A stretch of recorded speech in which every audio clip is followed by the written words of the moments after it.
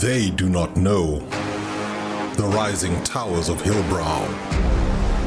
They do not know the sprawling suburbs of the north. They do not know the sweet sounds of isiXhosa, Afrikaans, Sesotho. They do not know our ways. They do not know our people. They do not know us. We are not waiting for permission. We are not asking to be seen. We are our own region.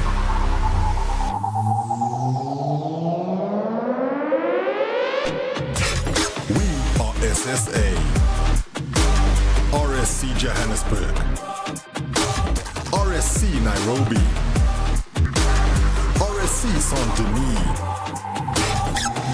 This is not just a league, it is a movement. 4 seasons deep, and we are only just beginning. We train on 200 ping. We grind through blackout. We fight through silence. And we win anyway. This is Sub-Saharan Africa. This is our fight. This is season 4.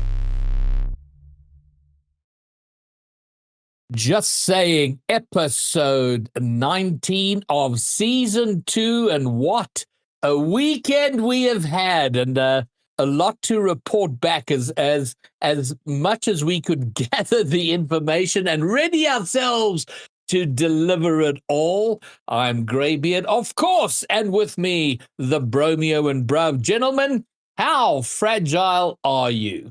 And if I could sleep for a week, I would, but 100% worth it. Echoing what GB said, my body, my bones, my muscles are still recovering, but I'll do it 10 times over. Well, I'm glad the two of you are young enough to do it. I am stiff, but very happy to say that I had 3 consecutive nights of more than 8 hours of sleep. The entire weekend, I had 2 savannas and 1 draft of beer, so I'm feeling pretty good. You know, I think you had more sleep in one night than I had the entire weekend. So I think that's it's not through, just good times, but, big shout out to Brauhaus and Stellenbosch for keeping our spirits high in between events. But I do think that there were a lot of late nights. There was a lot of stuff where we're sitting at 2 o'clock in the morning going, well, there might not be a LAN tomorrow. But here we are. Here we are. And it was... I mean, look, I got to say at the outset, everything we're going to talk about now was a community effort. And in that regard, it was just stunning to see, stunning to be a part of, and enormously gratifying. And I know the entire weekend we trumpeted the fact that this was done with a 0 budget. But that's not entirely true. In fact, it is not true at all, because I think the budget in the end we spent outside of traveling down there, like those expenses not taken into account, it probably cost around 15,000 Rand. And that money came in part from Slayer, one of our key sponsors, and it came in part from the pockets of the Bromeo, Bruv, myself, Dutch, and a few others who threw in $100 here or a couple of $100 there, when we oh my goodness, we need a cable that we don't have, and someone rushes out and buys it. Oh my word, we don't have any Boerewors, so someone rushed out and bought Boerewors. So just from that point of view, I'm just so blown away with what was done and how it turned out. But I'd like to get, in turn, from the two of you, your probably unprocessed thoughts on the weekend, how you felt about it, and anything you want to say about it. It effectively ended yesterday with the aftermath on Sunday, so we haven't had a lot of time to put stuff together. But Bruv, let's start with you. your thoughts on what just happened. Sure. Okay. So to caveat, first official LAN that I've actually been at. The first one I went to was AGCL at Grand West. Don't really want to count that because I was really there for like an hour most and didn't really get to chill with anyone. So we call this the first official LAN. And when I spoke to you guys last time about how was Comic Con, what was the standouts, and you guys said it was meeting the people, and I kind of was like, brushed it off. That's a very like political response. But for me, the best thing was a meeting all the faces, all the faces behind the voices. Um, God, I'm not going to mention a few names, but like obviously meeting you guys in person for the first time was surreal, and obviously the community as a whole was like the best feeling. Obviously the prep, the setup, the on the day, I had roles and responsibilities, and I just got like flipped on its head, and my roles were just running around, making sure everyone was good and everything was running smoothly. I think I peaked 18,000 steps that day, which Yo. is incredible. Mhm. But yeah, honestly, man, humbling and so proud. I was speaking to my wife about it, and she was like, "Oh, was it good? Did you enjoy it?" And I was like, "For the people and the players, so worth it. Like I would do it 10 times over just for that reason." So I'm not going to ramble on too much, but yeah, that was incredible just to see the everyone hustling and everyone enjoying for the same goal of Rocket League. Man, was an honor to be involved in it. When you're at a high level of Rocket League, you get very clear on the roles of who's doing what in a game of Rocket League, right? And where what players have what strengths and all of that, and those are refined incredibly well. But at the chaos level, it's not like that. Everybody has to do every job and hopefully do it well. And it felt a little bit like that because, yes, there were general responsibilities, but it's like, hey, everybody, you get like if there's a job that has to be done, you end up doing it. And we all just, did what we had to do, which was magnificent. And Bromeo, in as much as you can remember things and construct a cogent sentence, your thoughts on our LAN. Well, I'm glad Brav went first and didn't want to waffle because I intend on waffling. I have so much to say about this LAN. Honestly, one of the best experiences Rocket League wise, community wise, I've ever been a part of. I left feeling happy, full, full of it. The yes, the vibe. Don't ask me to plan another LAN right now. I will say no. But give me about 9 months and I'll be good to go again. But that said, and one of the key points Brav was talking about was it was so damn cool getting to meet even more of the community, because ultimately that's all this is about, is meeting your fellow Rocket League player. I met Scruffy for the first time. I met Keegs. I'm just looking through the chat. Tanya was even there, one of the moms from CDV Wolves.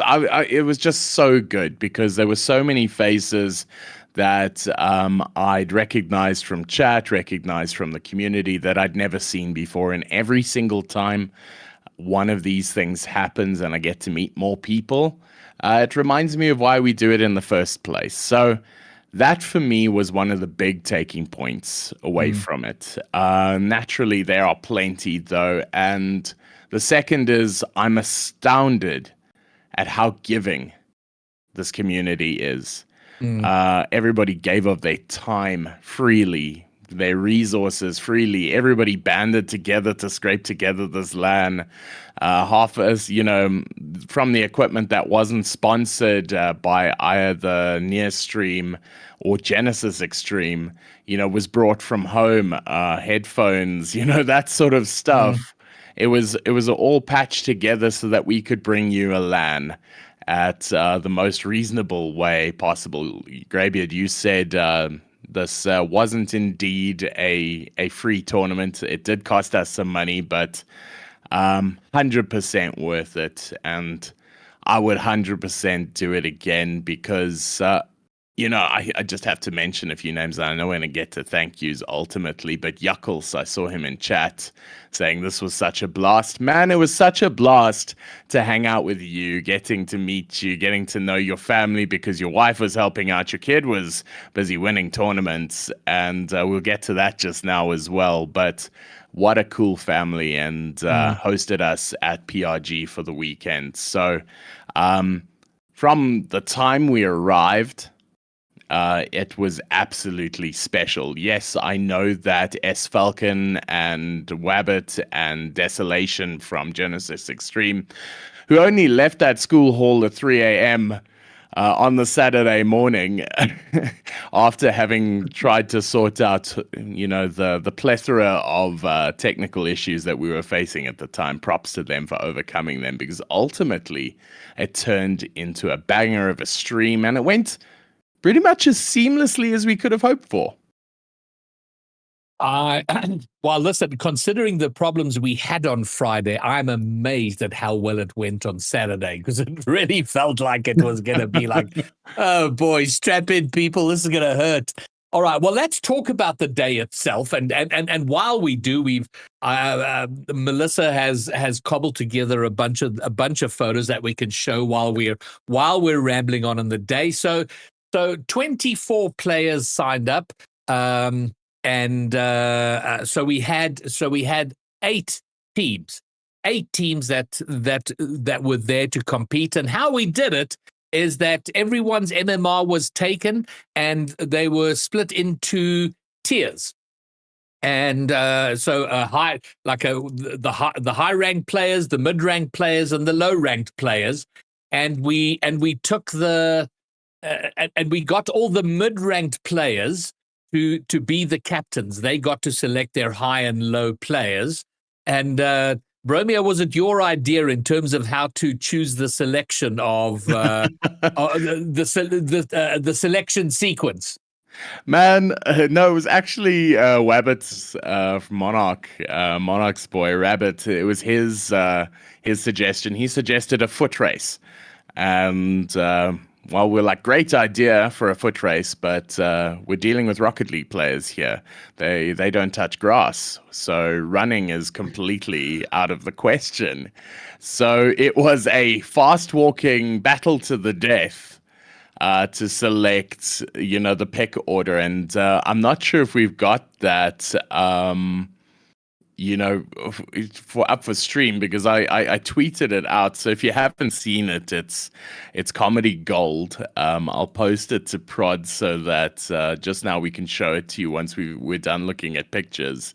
But honestly, it was such a vibe watching these boys loop around, the courtyard, and at breakneck pace, because nobody was allowed to jog. So it was walking. But ultimately, you can see the photo over here. Stolzy from Unity with his long legs ultimately took first pick there purely because of his genetic advantage of height and foot length. But Ender was closing in hard behind him. So ultimately, it was really, really cool. I'm glad that we did it. It was completely silly, but it was a lot of fun. And then they selected, and we landed up with the 8 teams. And the format for the day was I'm trying to remember now. Oh, we did Swiss. Sorry, I like to remember all that time back. But we did Swiss best of 3, and then a semi-final and a final, and probably, I mean, one. Well, I have to say, so my personal highlight was having some of the OGs turn up on the day. People like Gold Ninja, who I had never met. It was fantastic to see him. Man's been around long before there was any good reason to play professional Rocket League. And Joshua was there. And he's in retirement, and I think would love to be back and just trying to figure that out with a university life. And then Bread, and I don't know who in chat here remembers Bread. Bread is such a great guy, and I met him 6 years ago at a VS LAN, and he was there. His team, of course, in honor of who he is, was they called themselves Bakery, and of course, and then speaking of meeting people, meeting Scraffy, which was awesome. And I don't know why I knew. I think he's 20 or 21, but I don't know why it still shocked me that he had a beard. But anyway, that notwithstanding, we went through Swiss, and probably the highlight in terms of players was the youngest RSC player without question in history. Certainly in SSA, I have no idea if it's in RSC globally, but Yakul's son, King Dominus Rex, was competing alongside Serenity and Rock. And what a performance they had. It was absolute. And when they were on stage, Bromeo, bruv, I don't know if you can remember this, but when they were on stage, it looked like it was a 3 versus 2 because you could not see young King Dominus Rex over the monitor. That was amazing. And honestly, seeing him play was just, it's a mixture between, oh, cute and seriously impressed, because his gameplay is much better than mine. I hate to admit it. But mine is washed to begin with, so it's not a very good comparison. But he played incredibly well over the weekend. So Yuckel's definitely putting in the coaching sessions after hours, for sure. I'm going to view it that way. It can't be natural talent, because that makes me sad. It gives such hope for the future of the game, and a point I made multiple times on the LAN, and I've said it before about Yakul's son and his exploits in Rocket League, is that he is younger than the game of Rocket League. Rocket League was launched into the world before he was even born, and it's amazing. He's literally 9 years old. And I think we did a little interview with him, and I asked him if it was his first LAN. He's like, no, he's done a few LANs with school and whatever. And the first one he didn't enjoy because he was the baddest on his team, but he was among the goodest on this team. And we should that then segues nicely to. Can you remember, bruv, who our top 4 were? Don't ask me these questions. I know that there were some good performing teams. There was Fire, who was really, really good. There was just above average, which was your boy Kiran's team. And it was Bakery. And the Bakery with Bread. And Bakery. That was I'm pretty sure that was top 4. Yes. Because those were the 2 semis. So Bread, unfortunately, getting blasted in the fires of fire. And Lacavos, absolutely cooking just above average. And it set itself up very, very well. I got to give props to Rabbit, who organized, the teams and the draft and things like that. There were very, very close games. Most of the games that we put to stream were very well balanced, and for the entertainment value was fantastic. The tempo really, really picked up towards the end. So if you haven't seen the VOD, I suggest you go and watch it on the RSC _ SSA Twitch channel. I've still got to watch through all 7 hours of it. So if you find anything cool, clip it and tell me.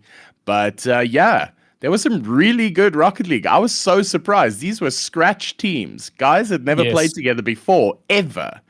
And they were putting in a shift and a half. So I'm just having a look here. We got something up on stream. Is it the thing? Yes, it is. It's the foot rate. I'll shut up for this one. But Stolzy running around the front there. And what a boykie. I loved it so much. I love the fact that Bread, from the beginning, when he was told there was going to be a race, he's like, I'm happy to pick last. And he just around the circle, happy to go last on the peg. I don't know if the audio for this is going out on stream or not. No, it's not. It's not. Okay, fine. Well, yeah. But I did enjoy. There were a clutch of people who were very keen to place first there, and you spoke about Tanya, one of the moms, being there, but Portia was also there. So there are two moms from the Kiro Durbanville team, the high school champions of Evident Cable, and your boy Kieran, and they were there the whole day supporting their kids. And in the semifinals, Evident Cable and your boy Kieran were on opposite teams. I beg your pardon, one of the earlier matches. So they were sort of against each other. And it was fantastic to see them. They were still both supporting both players. It was just magnificent to see the level of support and contribution from them. So huge shout out to the moms. And that's something that I always find incredibly gratifying, is when there is parental support for kids in what, if you're far enough removed from it, does seem weird when, your kids are playing car soccer. I mean, I think it's so cool, and I see Tanya up on the pics here as well. She was here before we were.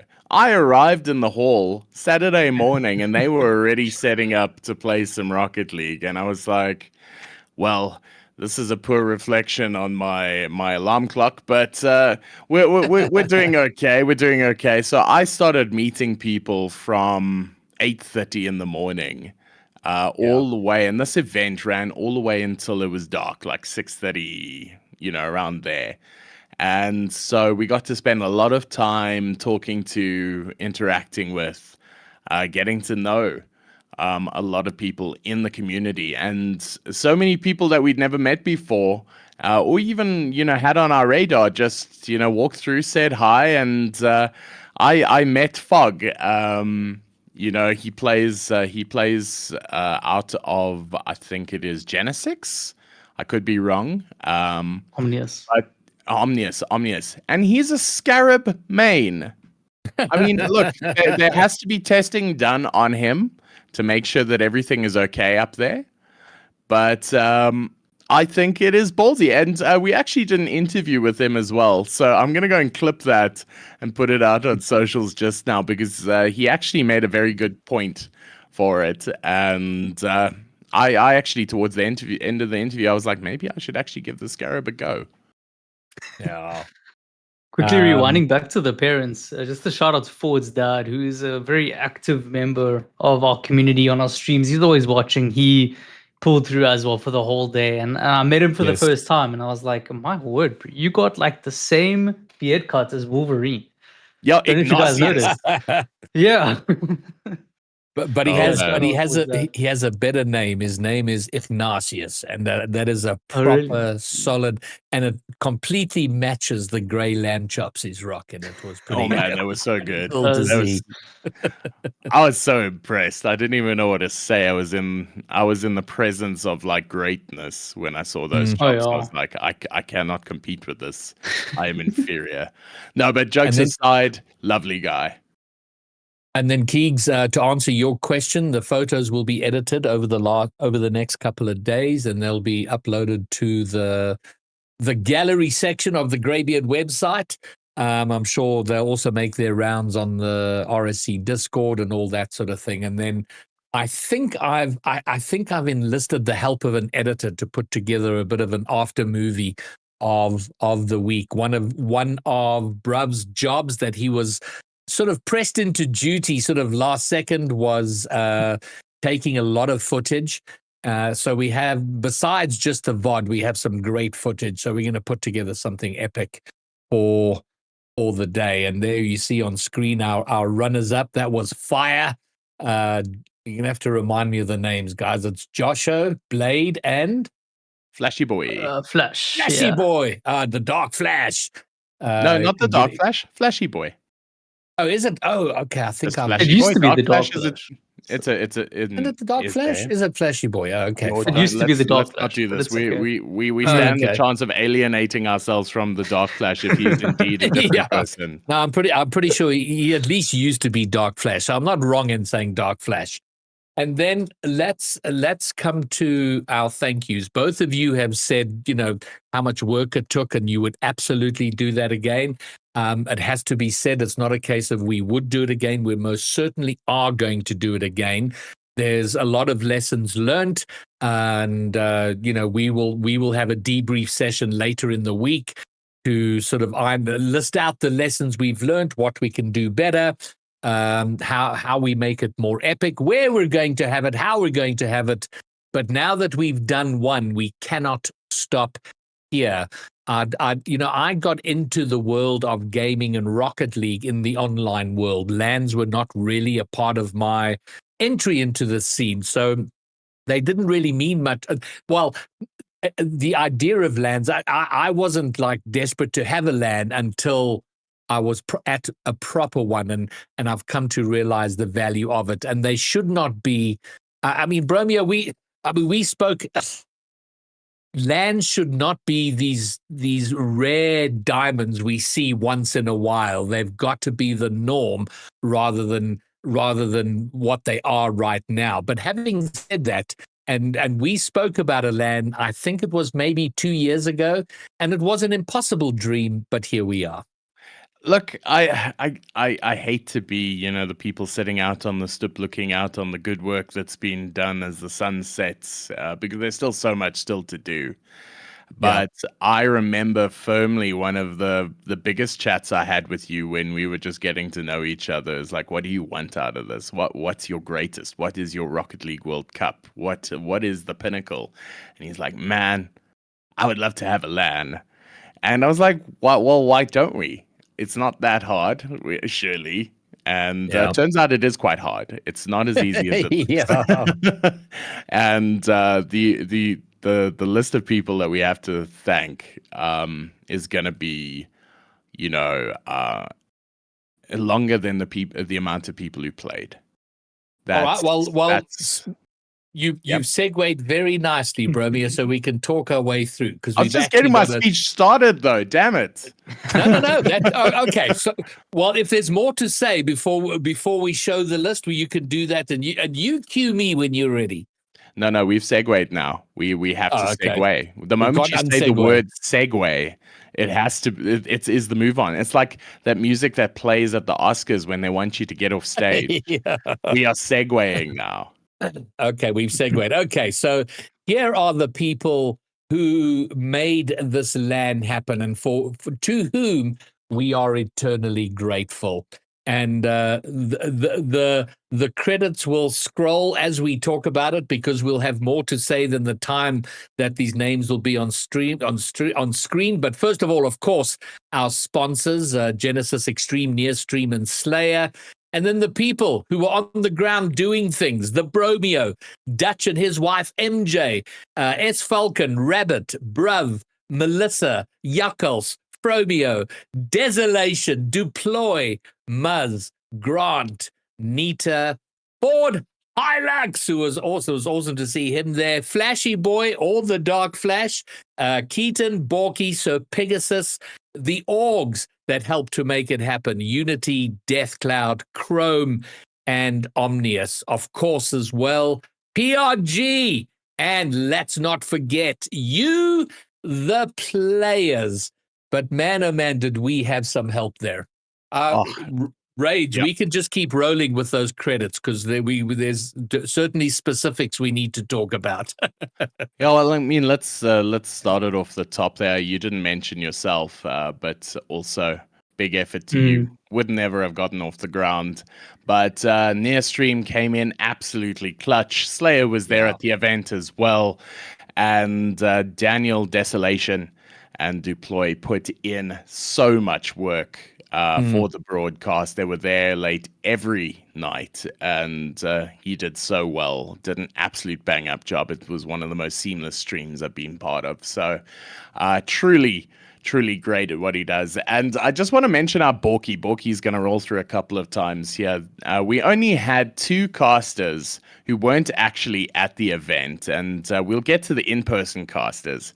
But I just want to mention this, is that the LAN kicked off at about 1 o'clock South African time, and Borky is in America. And the latest it can be, at any time in time zone wise in America is 7 hours behind us, which means it means it was 6 a.m. if he was sitting in New York Harbor. And if he goes a little bit more towards the West Coast, it gets even later than that. So this man was suited up wearing a suit and tie at like 6 a.m. and casting these games. And I was just so proud because this man has committed himself so fully to the SSA scene. He's never set foot on the tip of Africa, but this man has the green and gold in him. And then, of course, Sir Pegasus as well. Our other online caster who's always involved with SSA and has African representation. I'm going to mess this up because I can't remember if it's Tanzania or it's Tanzania. It is Tanzania. He's got roots there, and always fabulous to have him and bringing life to a local cast. And there was some very positive response and feedback from chat on the casters that were involved. So well done to them. And then Dutch, man, oh man, Dutch, who was very involved in, I think, season 1 and 2 of RSC, and then had to go deal with whatever he had to deal with. So life, there we go, wasn't around for a season. But man, oh man, as he jumped back in feet first, took on the job of pretty much on the ground coordinating this LAN, and it was just magnificent to have him a part of it and to see what he did to make this happen. Completely. Him and MJ, his wife, did so much before the event. They picked out all of the tables, all the ottomans, all of the furniture that wasn't a plastic chair or a steel table supplied by Porus themselves. He set it up. He did the planning. He went and did the inspection of the school. So there was hundreds of hours of work done already, even before we had boots on the ground doing all of this. And also big shout out to, I see there, Grant and Nita. He was the guy who went and fetched something when we realized we didn't have it. And without them, we would have been a nervous wreck. And he was also responsible as a braai master. So all of that lekkebos that you chomped on for the whole weekend was cooked by him and his lovely partner, Nita. So thanks to them as well. And of course, I have to do this. My wife sitting at the front, taking registrations, filling up gift bags, making sure lanyards got printed. She was an absolute trooper, and honestly, I wouldn't be here if it wasn't for her. So big thanks to the Fromeo. And since we're thanking our significant others, Melissa, who took all the photos and has been pretty much photographically documenting the journey of SSA Rocket League since 2019 was the first time, the LAN we had back in 2019. And in terms of consistent content, her photographs have been a consistent throughout. So shout out to her, and shout out for me for the rub downs after, because she was a very, very stiff lady by the end of Saturday.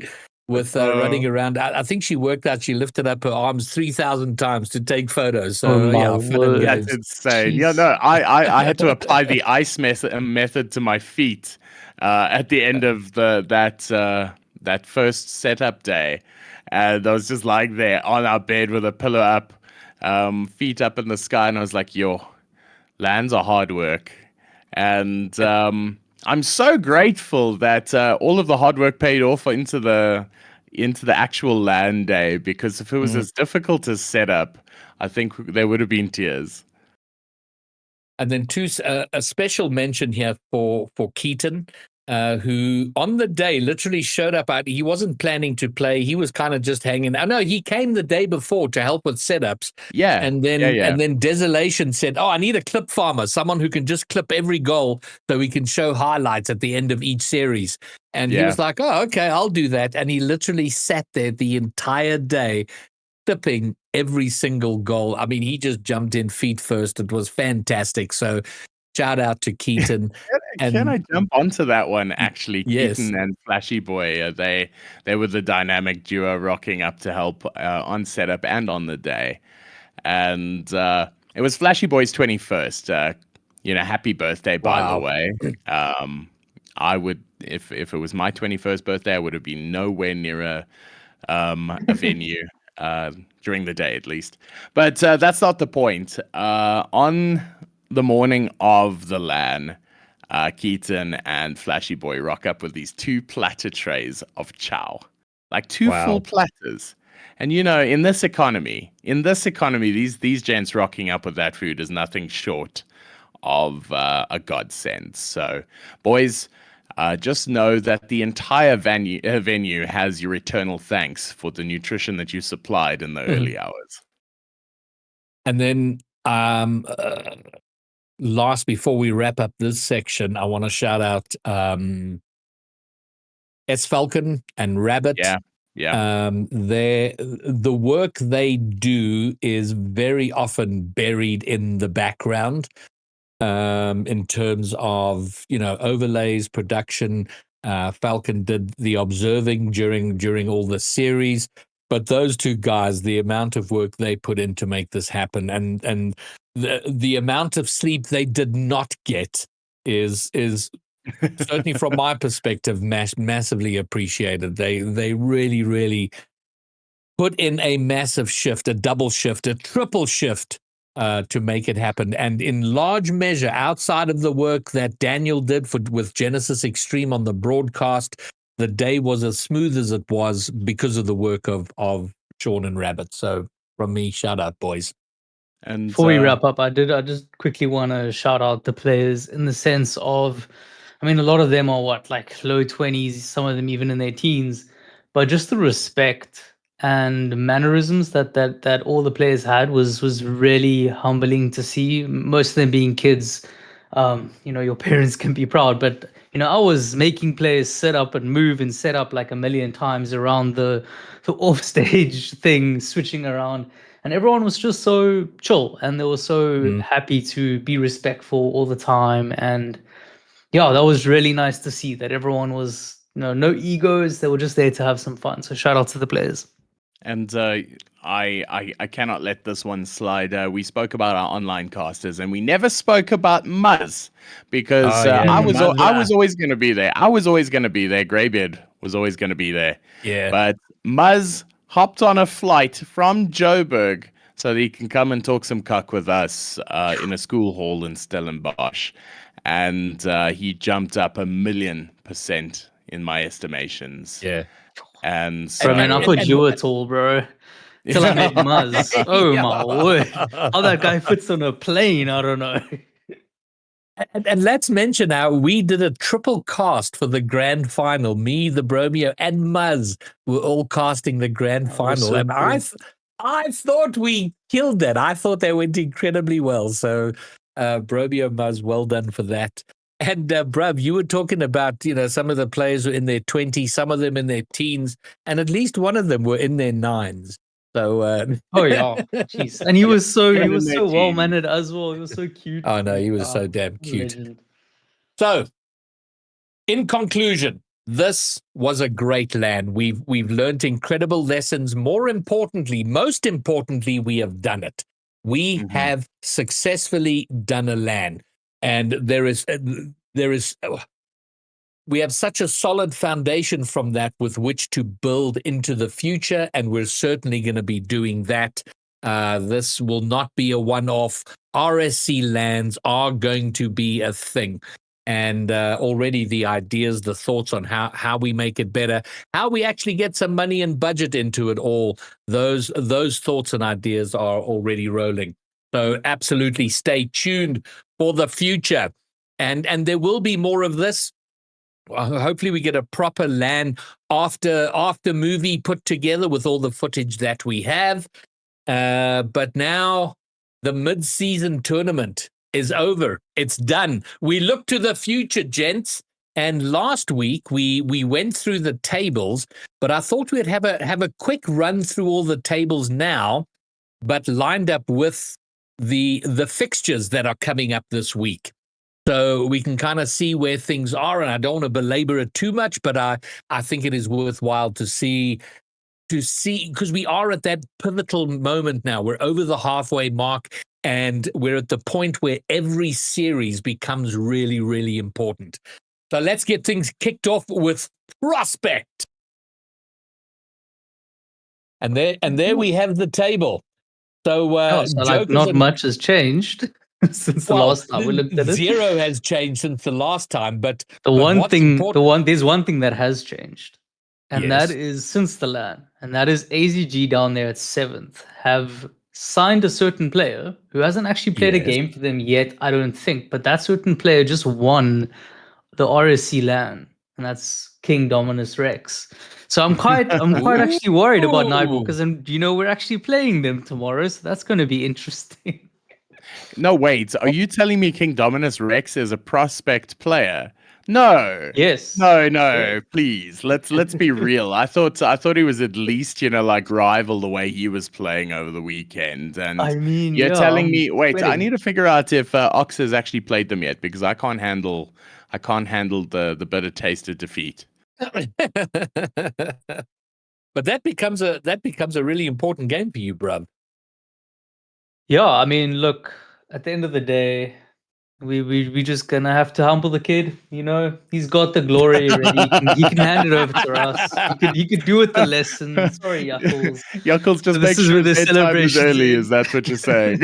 Yeah, bruv's like he needs to learn how to deal with disappointment now. It's an important life lesson. A good lesson for the kid. No, but after watching him perform the way he did, I'm a little worried. But we'll see. I'm excited for the game tomorrow. Oh man, and then I'm excited as well. Can you stream it, please? I would love to see that. I can stream it from my POV, and you can watch really bad Rocket League. But I can set that up. Do it. It's a thing now. Chat, just know that Bruv is going to be streaming. We're going to figure it out, but he's going to go down to King Dominus Rex, and we're going to see it in real time. Let's go. So the top three in Prospect, Jokers, Cosmos, Mist. This is a really important week for them.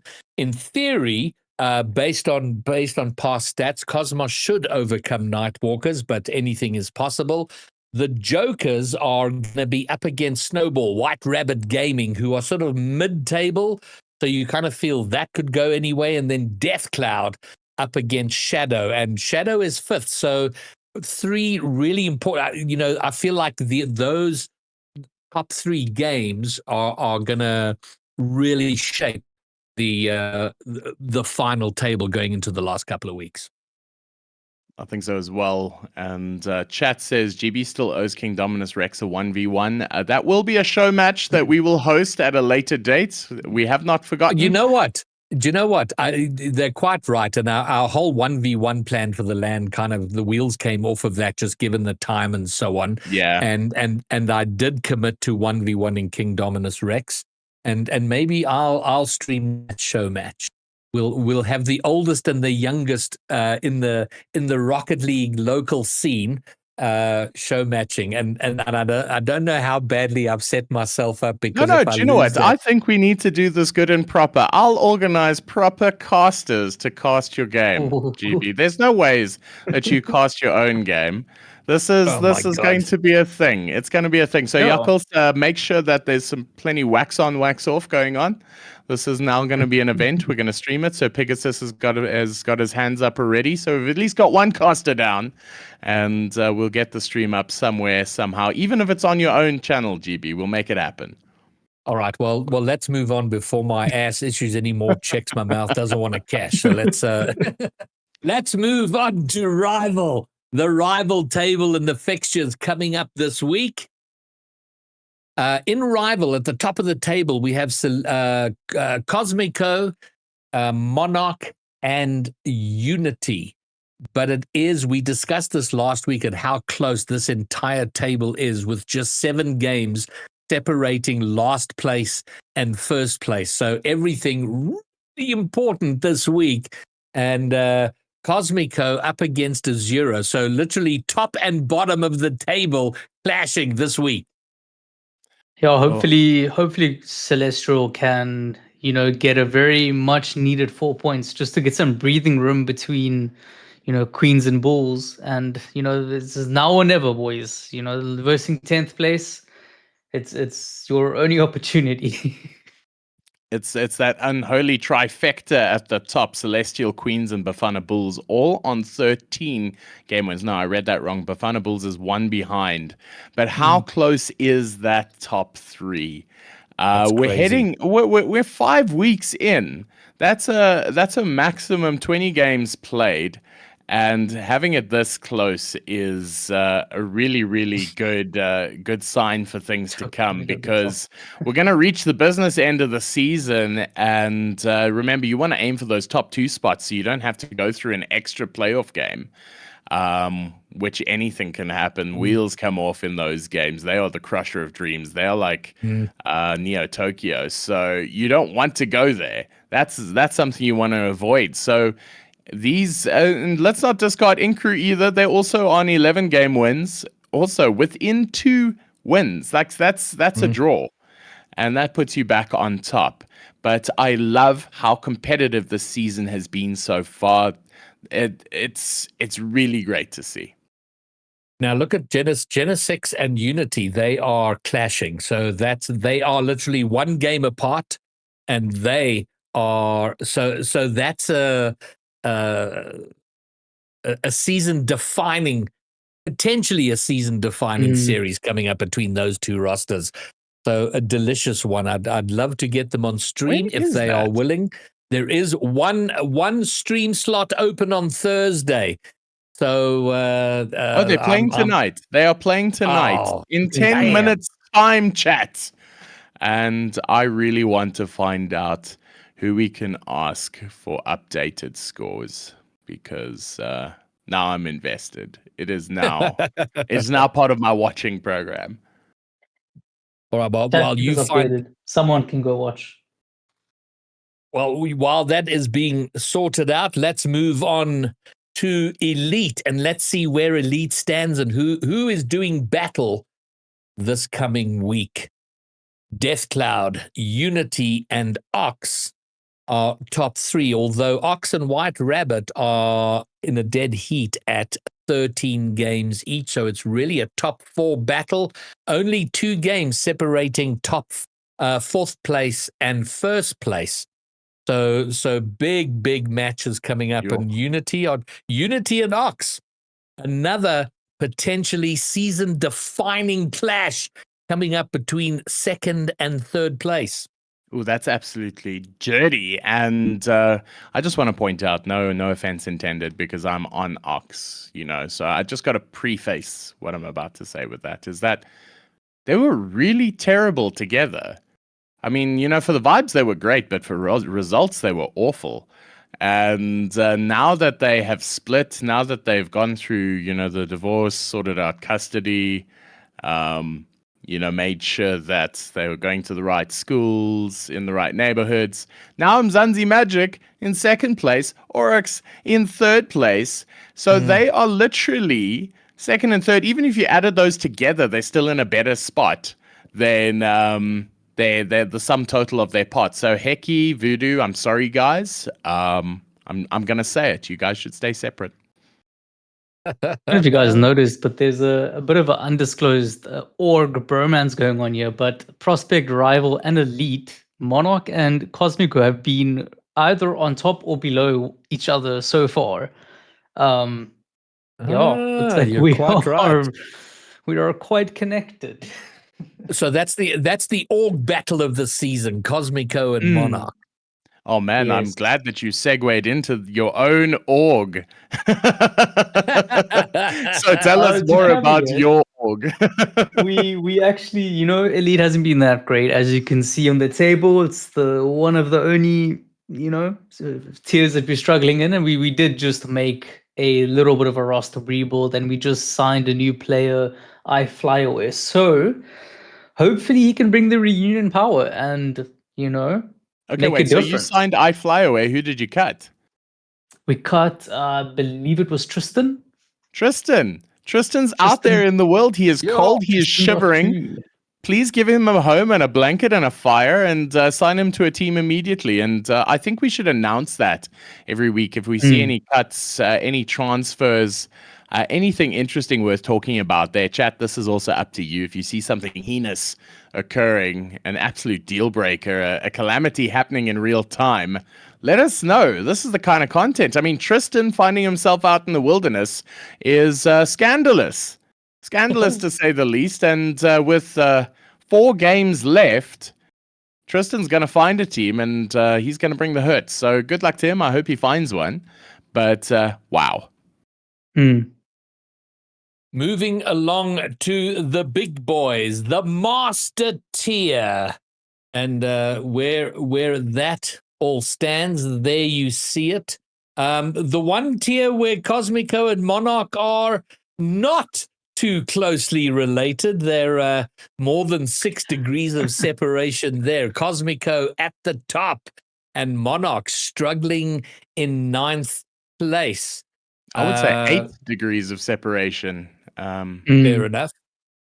If we're getting in there. Monarch, S. Falcon in chat, any comment as to why your August sucking in Master this season? You know, we're not going to name names, but it could be a management issue. Second, third, yes, Falcon did say that we always finish middle of the table and then win the tier. So, you know, that is true. That's true. the official statement. We'll run. No, that happened once, and right now it's serving as deep copium. So let's let's not get ahead of ourselves, because look at the 2nd, 3rd, and 4th place, all on 14 wins. Death Cloud, Ox Gaming, and White Rabbit Gaming, who are making a bit of a resurgence. They had a great series on stream last week and making a bit of a comeback.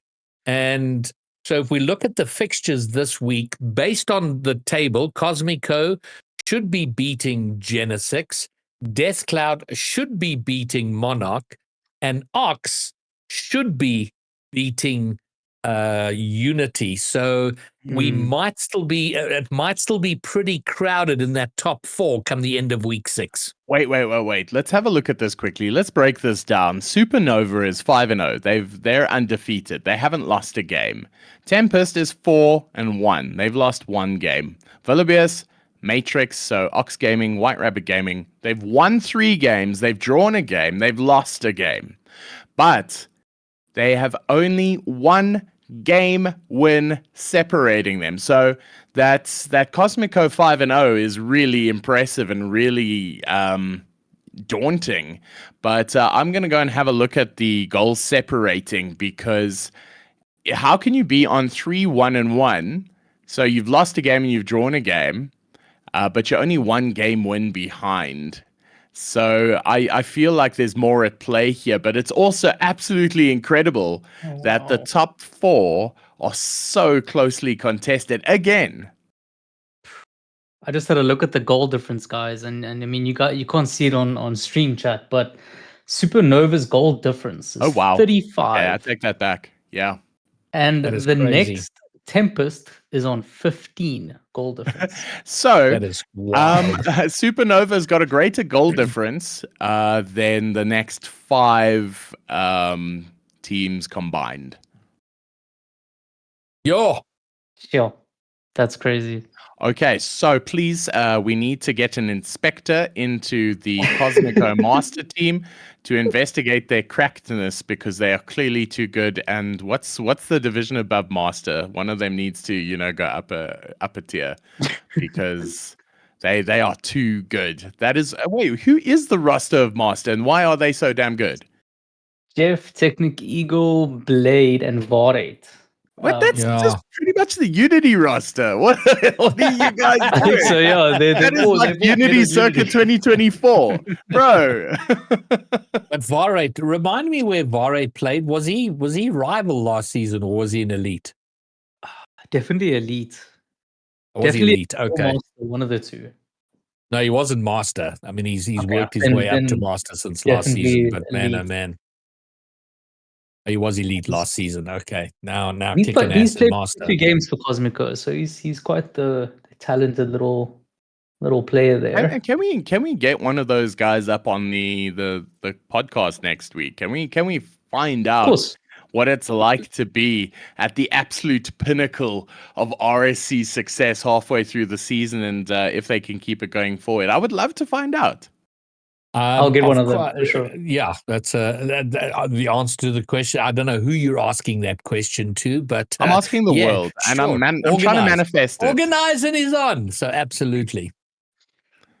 Gents, that is RSC week 6, the layout for week 6. We'll, of course, bring you all the action of what occurs in week 6 next Monday.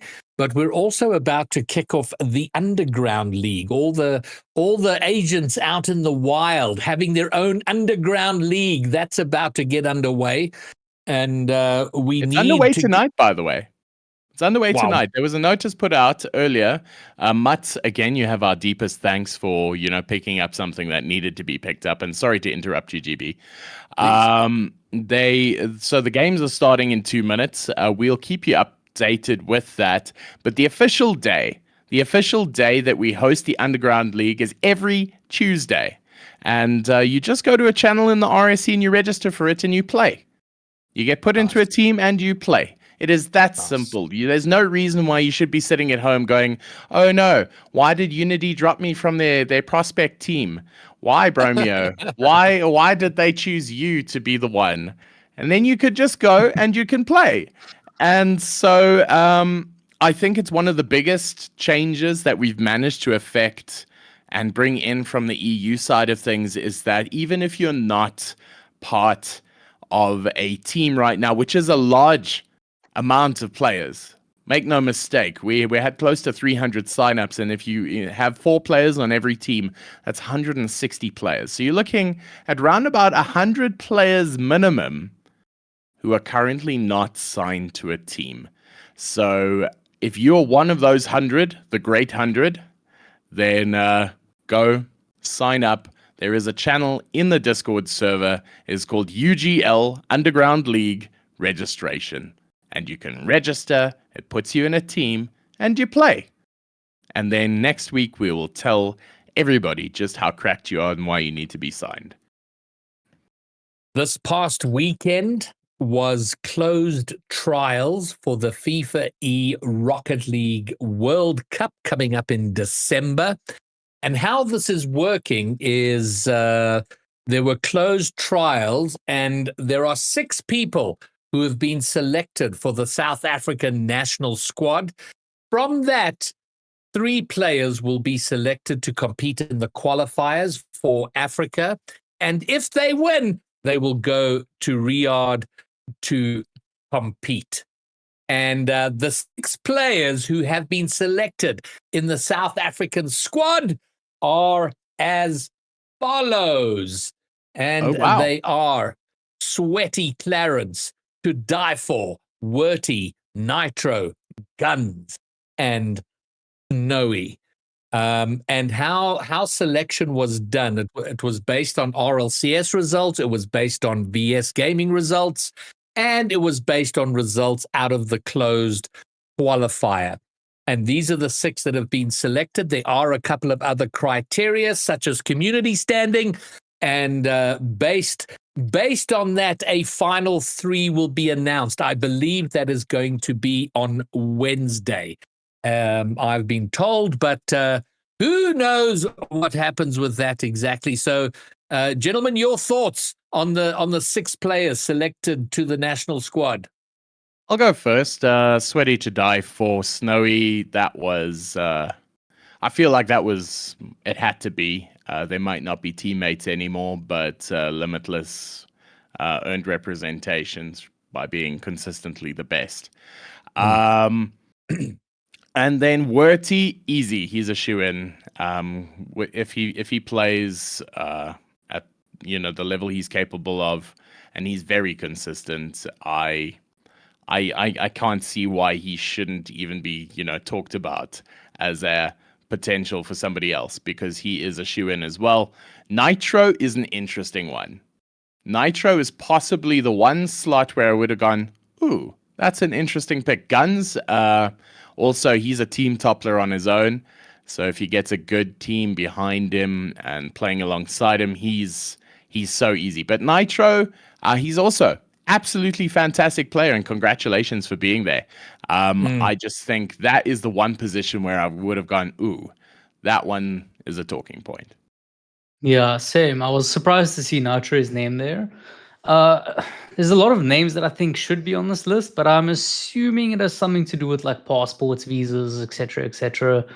But yeah, I mean, Bromeo pretty much covered everything. I expected Sweaty to die for and Guns and Snowy to be on there. And Wordy, there's no one more experienced than Wordy. But who knows? Maybe Nitro can impress and bring a different element to the players that are already there. So I'm very excited to see these guys qualify. I'm pre-calling it. Pre-calling it. So speaking of pre-calling, GB, what are steps from here? How many players is this narrowed down to when they select the side? It's narrowed down to 3. So three will go. 3 will go plus the coach. But what if there's a migraine? Then is there nobody to back them up? Like, well, okay. So if you think about like the national soccer squad, there's 11 people who play, but they have subs, and they have. There's normally about 18 people in the squad, so that if there's a twisted ankle or whatever, someone can be called in. But the 3 who are selected to compete for South Africa will be Wednesday, but the 3 who aren't in that list will remain in reserve should a replacement be needed. Should someone fall out of contention, one of the remaining 3 will be called up to national duty. Okay, now that's interesting. Now I'm going to put you on the spot, GB. Pick your team. Pick your 3.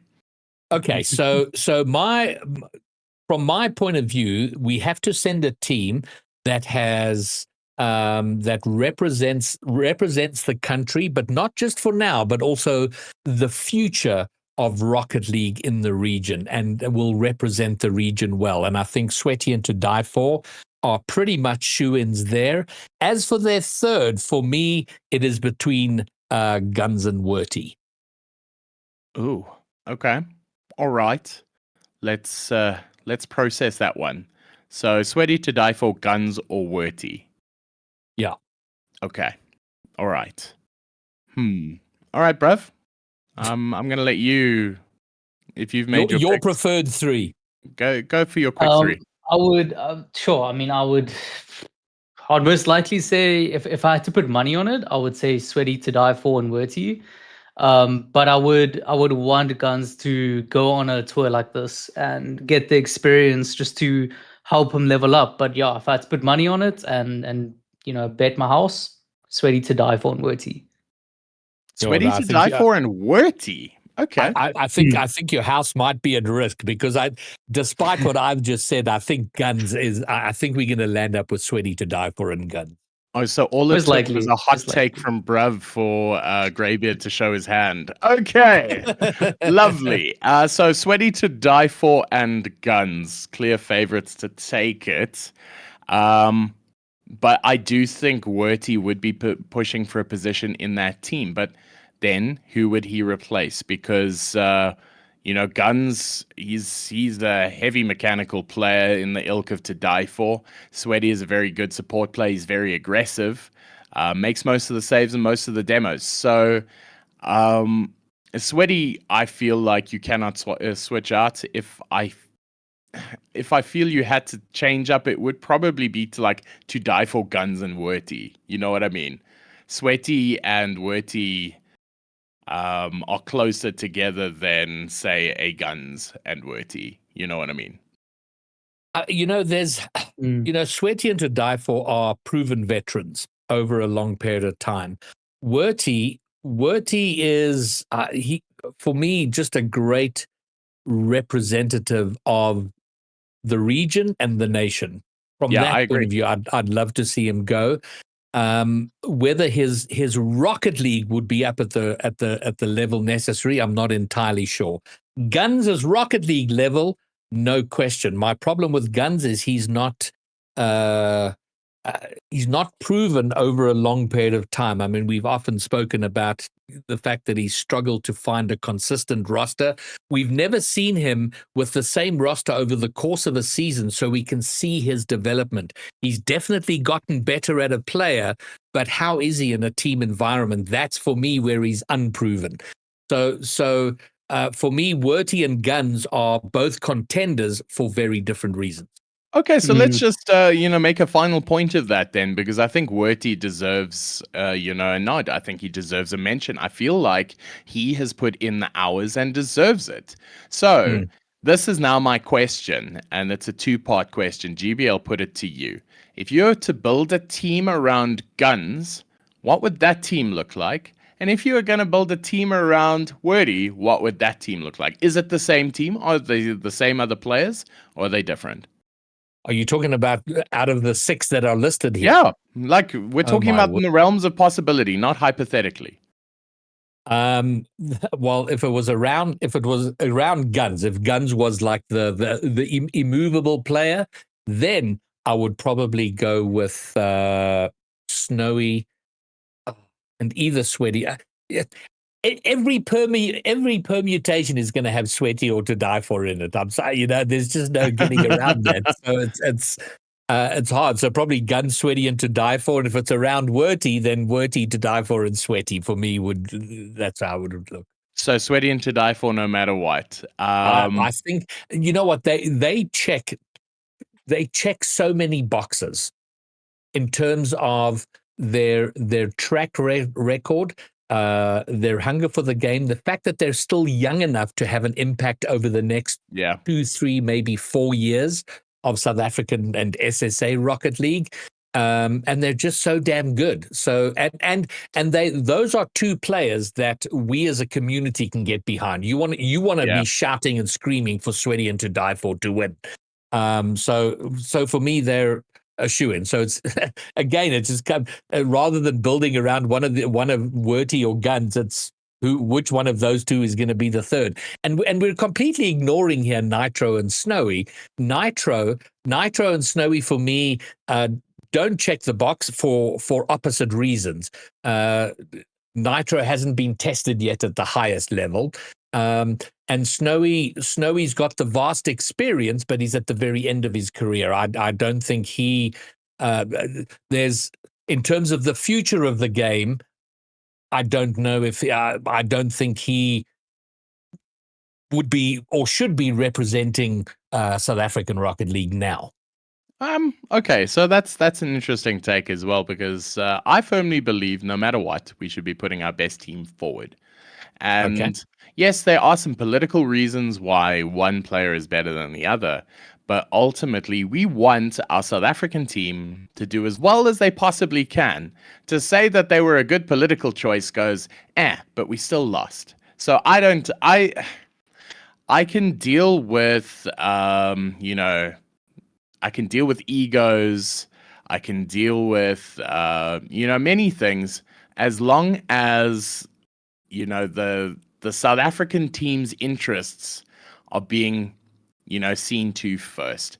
And I know that if Werty got picked, he would be the best IGL ever. He would interview well. He would promote the country well. And I know that, our nation would be looked back more favorably coming back from it, purely from the, he's a very well-spoken man. And I would try to fit Werty into a team. Yes, that makes, if from a technical perspective, I know Sweaty, To Die For, Guns are probably the outright favorites. If you're a betting man, those are your 3. But in a great world, I would love to see Werty going along. I mean, Wabbit was saying Werty can coach. He has great mental. I think he's still good enough to play. But yes, he is an in-game leader. He is a leader in general. And I think South Africa would benefit from having him there. So Nitro is great. I think he can still get better. Snowy, like you said, is nearing the end of his career. That doesn't matter for me.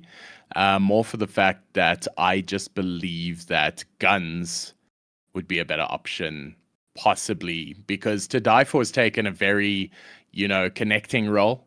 And occasionally has these moments where you go, wow, I didn't even know you could do that. Sweaty is, one of the fastest rotators from first to back, gets in the aggressive demos, makes those saves. So Snowy and Sweaty work really, really well together because they are defensively minded and they play those passing plays. But I think the combo of Gun, Sweaty, and To Die For is going to be absolutely electric.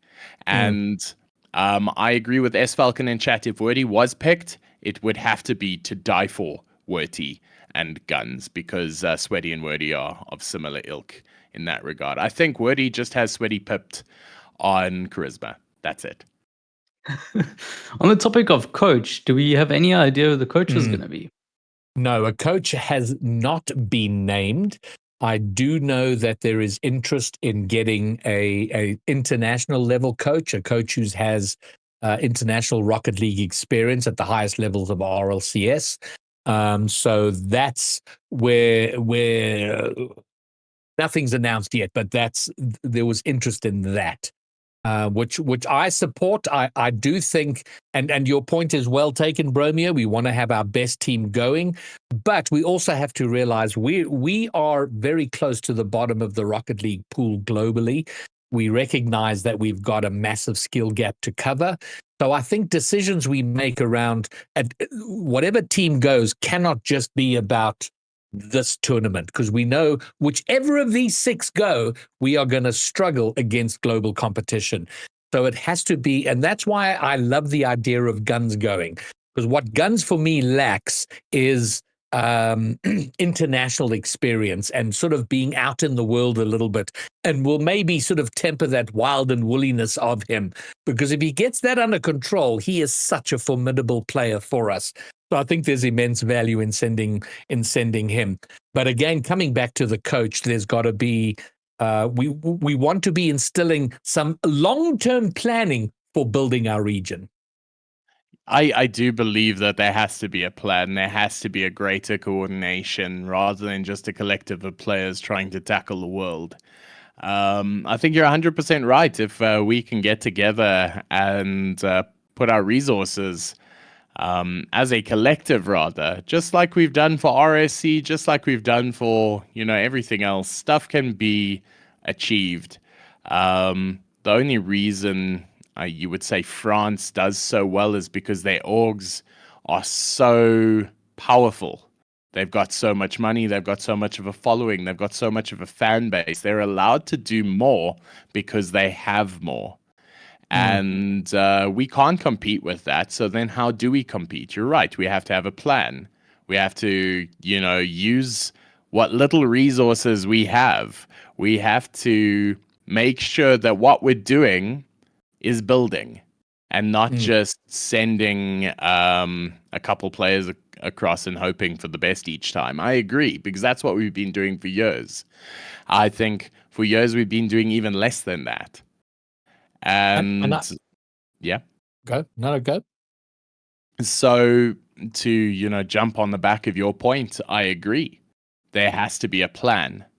But that's also where our paths divide. I do think we need to have a plan. I do think we need to grow. But I also don't want any player in the EU to go, well, you knew you were going to lose, so you didn't even send your best team. That's our country doesn't need that. We need our best. We need to lose honorably if we lose, and we need to win gloriously if we do. There must be no doubt that the 3 players going in the community and internationally, this was the best that SSA could put together. I think we need to send Bromeo just to give pep talks, because with that kind of pep talk, the Rusty effect, we will win the whole thing, man. Oh, bruv, I love your innocence. I'm full of shit, man. Don't listen to me. The FIFA Rocket League World Cup does have the potential, from everything I'm divining in between or between the lines, and from, well, how FIFA are addressing this themselves. This is going to rise in stature from year to year. This is going to become more and more a premier event, and I think we'll start to take on like in terms of viewership and support, kind of what we're seeing out of RLCS. It'll take a few years just because RLCS is so firmly established, but the road to the FIFAe Rocket League World Cup is going to be kicking off early next year rather than last year. It was really, really late. This year it was a little bit better, and it's going to be even better next year. So keep an eye on this. This is going to be a tournament to keep an eye on. But there you go. That's our national squad, sweaty to die for. Worty, Nitro, Guns, and Snowy. By Wednesday, we should have the finalized final three to go and represent South Africa. And I think there was pre-qualification in terms of do they have passports and all of that good stuff. So these guys are able to travel. And names that we don't see in their game, names like, in terms of the future of the region, names like Devour and Ravi, but they are too young. You have to be 16 to compete in the FIFA Rocket League World Cup, which is a rule I would love to see RLCS pick up, because I do think 13 is a little on the young side, but that is what it is, and an argument for another day. So good luck to them. And then outside of the FIFA Rocket League World Cup, there are 47 days until the start of RLCS 2026. We know the timeline for next season. We know how it's rolling out. We know there's 1v1. We know there's 2v2. What we don't have is a rule book for all the details in terms of the format. How is there going to be a qualification weekend? How does the main event work? All the sort of finer details. Which countries count under which region? So, and how do we apply the 2/3 rule and verify all of that? All of those important logistics and information are yet to come.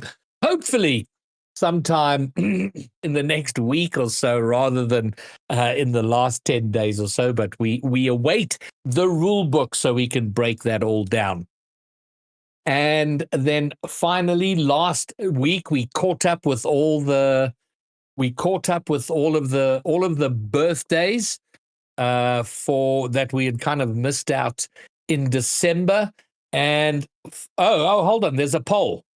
I missed that. Bruv, take us through your poll.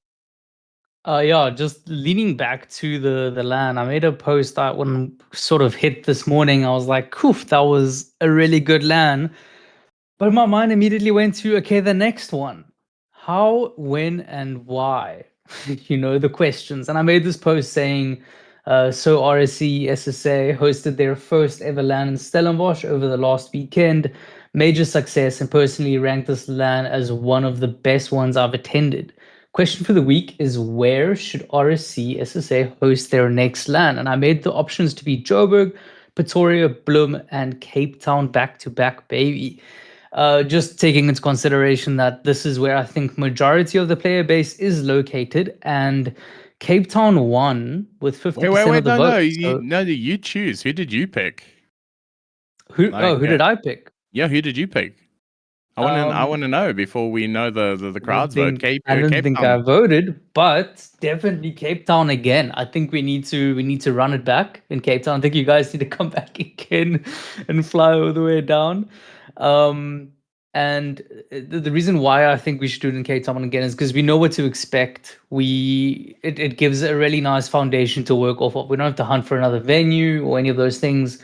So I think we can make it even better if it's back in Cape Town.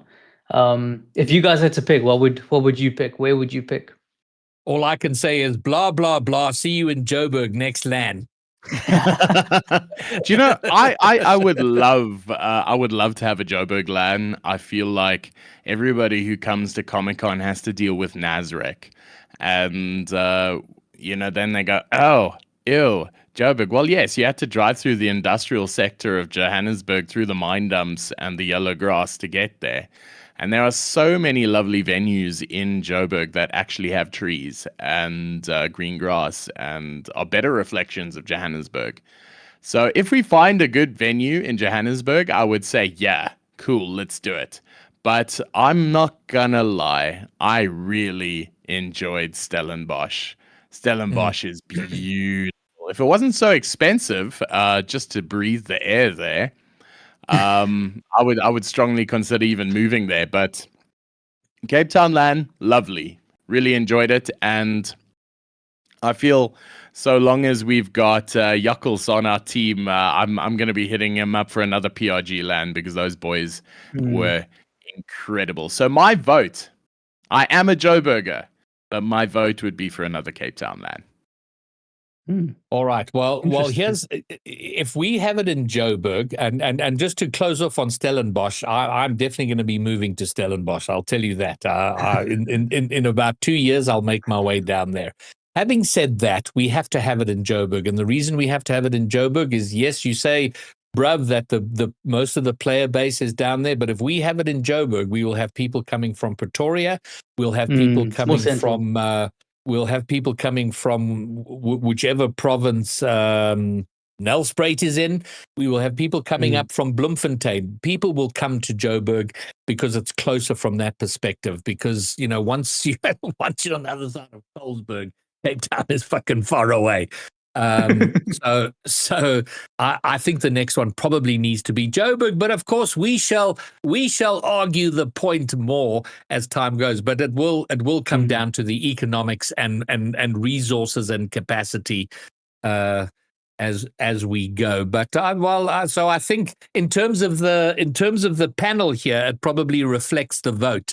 The majority of the panel think Cape Town, a strong minority think Joburg, but I know DeVow is keen for Bloem, but DeVow, you and your dad are the only ones, so sorry about that. Do you know what?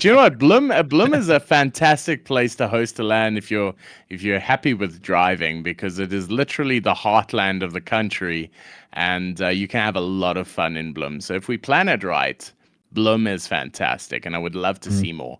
Pretoria is just a hotter version of Johannesburg and a little bit more Afrikaans. There is no tangible difference. I would count Johannesburg and Pretoria as the same place. How difficult would it be to get the convention center in Joburg? Do you think that's like impossible? The convention center in Joburg. No, we wouldn't do the convention center because parking is horrendous. So we would go somewhere friendly. And Falcon has mentioned one of the schools. There are schools here that will host, and as much as Yakals wants us back in PRG, I'm sure he will put us in touch with another school up here that would host a LAN. And I think we can find a venue here, and I'm confident we could put it on here now, having had one. But we shall discuss and work our way through the strong opinions until we get agreement. I love that. Okay, gents. Well, let's bring it to a close. Birthdays. Only one significant birthday this week, so we'll wish him a happy birthday. And that was turning 20.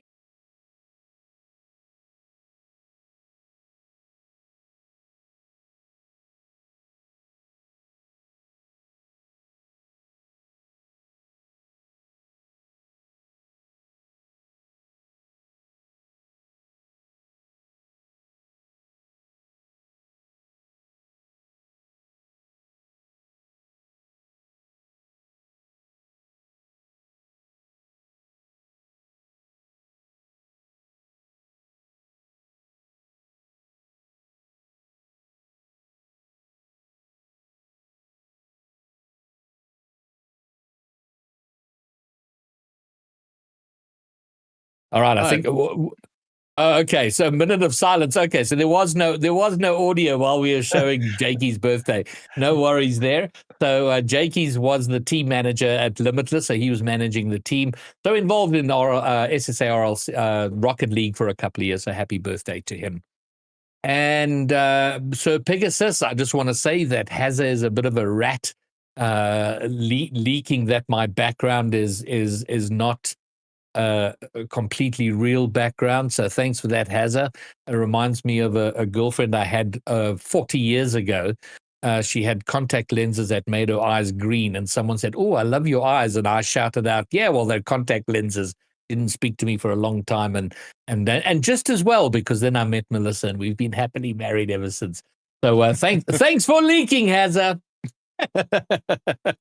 Gentlemen, that brings us to a close. I see Little Moose is live, so we shall go and raid Little Moose. So go and say, how many O's is that? 1, 2, 3, 4 O's. 1, 2, 3, 4. Go and say how's it to Little Moose. Tell him he should be more involved in RSC and other community activities, but we shall raid him nonetheless. I will be live again. At the very least, we'll be back for episode 20 of Just Saying. But hopefully we can organize the King Dominus Rex Greybeard 1v1 show match sometime in the next few days, or at least in the next week or so. I think he might be on holiday, so it'd be a good time to do it. But in the meantime, gentlemen, from me, the Bromeo and Bruv, to all of you,